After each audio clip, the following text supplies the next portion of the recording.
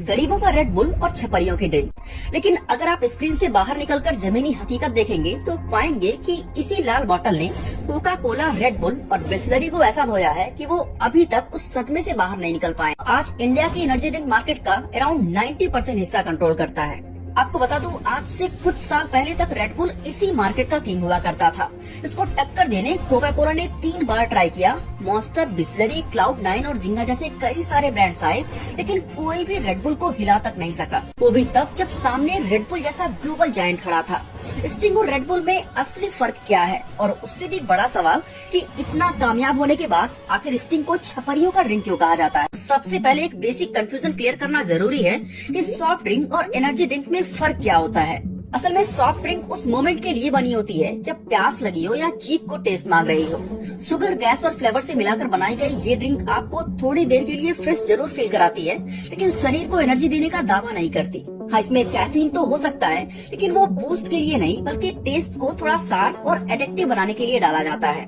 जबकि energy drink उस moments के लिए बनी होती है जब नींद आंखों पर हावी हो या शरीर बिल्कुल लो फील कर रहा हो, क्योंकि एनर्जी ड्रिंक का मकसद प्यास बुझाना नहीं बल्कि शरीर और दिमाग को थोड़ी देर के लिए अलर्ट करना होता है। इसी वजह से इसमें कैफीन ज्यादा मात्रा में होता है और उसके साथ साथ टॉरिन और बी विटामिन जैसे इंग्रेडिएंट्स मिलाए जाते हैं ताकि थकान कम हो, फोकस बने और रिएक्शन तेज रहे। और यही कारण है कि एनर्जी ड्रिंक हर किसी के लिए नहीं बल्कि नाइट शिफ्ट वर्कर्स, ड्राइवर्स और एथलीट जैसे लोगों के लिए ज्यादा रेलेवेंट होता है। एक्चुअली एनर्जी ड्रिंक का कॉन्सेप्ट आया था थाईलैंड से, जहां 70s के दशक में एक थाई बिजनेसमैन चेलियो युवेदिया ने इसे सिंपल टॉनिक के तौर पर बनाया था, जिसका नाम था क्रैटिंग डैंग। और इसका मकसद प्यास बुझाना नहीं बल्कि उन मजदूरों और ट्रक ड्राइवर्स को अलर्ट करना था जो घंटों तक लगातार काम करते थे।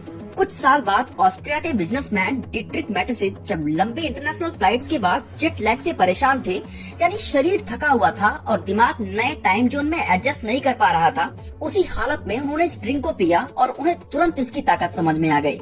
उन्हें लगा कि इस ड्रिंक को एक टॉनिक की तरह नहीं बल्कि थोड़ा रीब्रांड करके पैकेजिंग बदलकर और उसे एक लाइफस्टाइल प्रोडक्ट की तरह पेश किया जाए तो ये पूरी दुनिया में धूम मचा सकता है।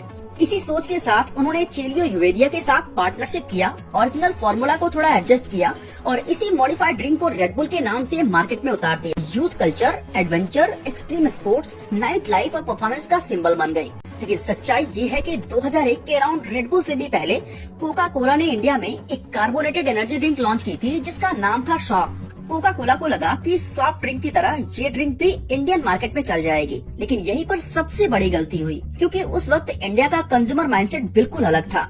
ये ड्रिंक ना पूरी तरह सॉफ्ट ड्रिंक जैसी लगती थी और ना ही लोग समझ पा रहे थे कि इसे कब और क्यों पीना। और जब पर्पज ही नहीं पता था तो 5 रुपए में 300 ml की कोक की जगह कोई 25 रुपए का शॉक क्यों खरीदता।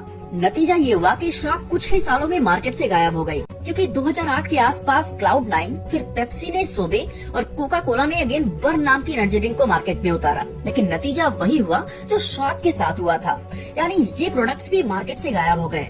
अब इंडियन मार्केट में जब कोक एंड पेप्सी अपने अपने एक्सपेरिमेंट्स में उलझे हुए थे, तब रेड बुल बस ऑब्जर्व कर रहा था और सही मोमेंट का इंतजार कर रहा था। और जैसे ही मार्केट मेंटली रेडी हुई, 2009 में रेड बुल ने एंट्री मारी, लेकिन सिर्फ प्रोडक्ट लॉन्च करने के लिए नहीं बल्कि एक अलग कैटेगरी बनाने के लिए। सैम्पलिंग कैंपेन से लेकर टीवी एड्स और कॉलेज कैंपसेस तक जाकर उसने लोगों को पहली बार ये समझाया कि एनर्जी ड्रिंक होती क्या है और उसका एक्चुअल काम क्या है। और इसी वजह से लॉन्च के कुछ ही सालों में रेड बुल इंडिया की एनर्जी ड्रिंक मार्केट का लीडर बन गया। दोस्तों, रेड बुल की असली ताकत ड्रिंक कभी थी ही नहीं, बल्कि उसकी असली ताकत तो परसेप्शन थी। शुरू से उसने खुद को सस्ती या मास ड्रिंक की तरह पेश कभी किया ही नहीं था, बल्कि उन्होंने 250 ml के कैन की कीमत जानबूझकर करीब 100 रुपए रखी, ताकि साफ मैसेज जाए कि ये क्वांटिटी का खेल नहीं बल्कि वैल्यू और स्टेटस की बात है। रेड बुल जानता था कि इसे हर कोई अफोर्ड नहीं कर सकता, लेकिन जो भी खरीदेगा वो इसे नॉर्मल ड्रिंक नहीं बल्कि स्पेशल एक्सपीरियंस मानेगा। एक्सट्रीम स्पोर्ट्स, एडवेंचर और परफॉर्मेंस ड्रिवन इवेंट्स की मदद से उसने ये मैसेज दिया कि रेड बुल पीना मतलब कंफर्ट जोन से बाहर निकलना और अपने लिमिट को पुश करना है।